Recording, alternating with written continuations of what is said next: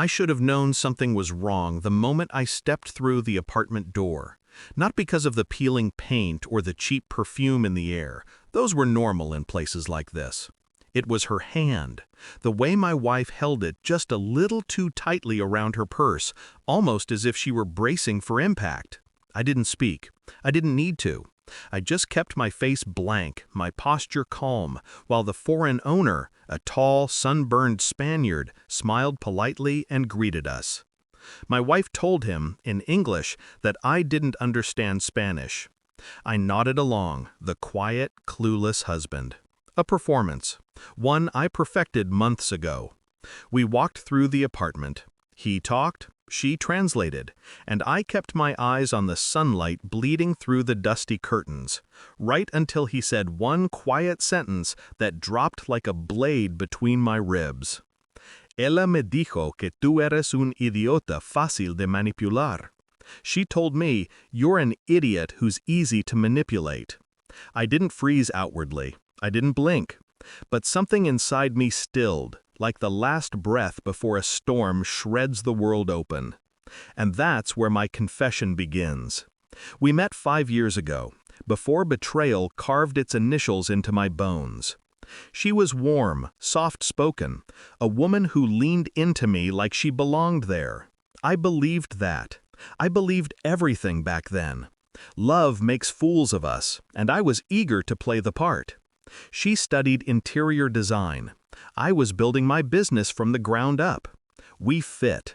Two hungry people chasing stability. I thought we shared dreams. Turns out, she only shared mine until she found bigger ones. But even then, I missed the signs. The late-night projects, the new clothes she never wore for me, the guarded smile when her phone lit up. I asked once, gently, and she kissed me like an apology I didn't know I deserved, and I accepted it. Then one night, months later, the truth finally showed its teeth. Her phone buzzed while she was in the shower. A message flashed across the screen, sloppy, rushed. Te extraño. No aguanto más que sigas con él. ¿Cuándo le dirás? I miss you. I can't stand you staying with him. When will you tell him? My chest tightened, but my mind sharpened. The shock lasted 5 seconds. Then instinct took over. Pain is a good teacher. It forces clarity. I didn't confront her, not then. Emotion is messy. Strategy is clean. I needed information. I needed certainty. So I pretended ignorance. I pretended loyalty. I pretended I didn't understand a single word of Spanish. And she believed it, for months, while I prepared. I watched her patterns. I tracked her lies. I documented everything. Messages, transfers, photos. She thought she was clever sneaking money from our joint account to fund her business trips. She didn't know I'd already frozen the account under suspicion of fraud, her own fraud. By the time she noticed, it was too late. But she couldn't complain, couldn't ask questions, couldn't accuse me without exposing herself. So she simply panicked quietly. That's when I suggested buying an apartment. She jumped at the idea. Too quickly. Too eagerly. The pieces fell into place. She wanted a place to escape with him, or perhaps from me. I arranged the meeting with the Spanish owner myself. I told him privately I understood everything. I paid him to act natural. I wanted her comfortable, unaware, arrogant, because revenge tastes best when it's served to someone who still believes they're safe. So when he insulted me, on her behalf, right in front of her, that was the moment.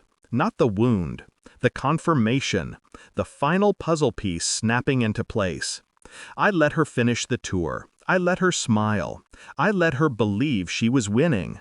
Then I looked at the owner and said, clearly, in perfect Spanish, "Gracias. Todo está listo." Thank you. Everything is ready. Her face drained, as if someone had pulled the plug. She opened her mouth. Nothing came out but panic. I didn't yell. I didn't accuse. I simply showed her the file I'd kept, her affair, her financial theft, her messages, her travel receipts, her plans. And then I walked away. Because I'd already filed for divorce that morning, already secured the assets, already removed her as beneficiary, already ensured her lover had been anonymously reported to his employer for visa fraud he thought no one knew about. One move, all of them toppled. She didn't follow me out of the apartment. She couldn't. Her life was collapsing room by room behind her. People think revenge is loud, dramatic, violent. It isn't. Revenge is quiet, precise, surgical. It's the moment you stop trying to understand someone who broke you and start understanding yourself. I didn't need closure from her. I just needed to walk away, knowing one truth. She had underestimated the wrong man, and I let her.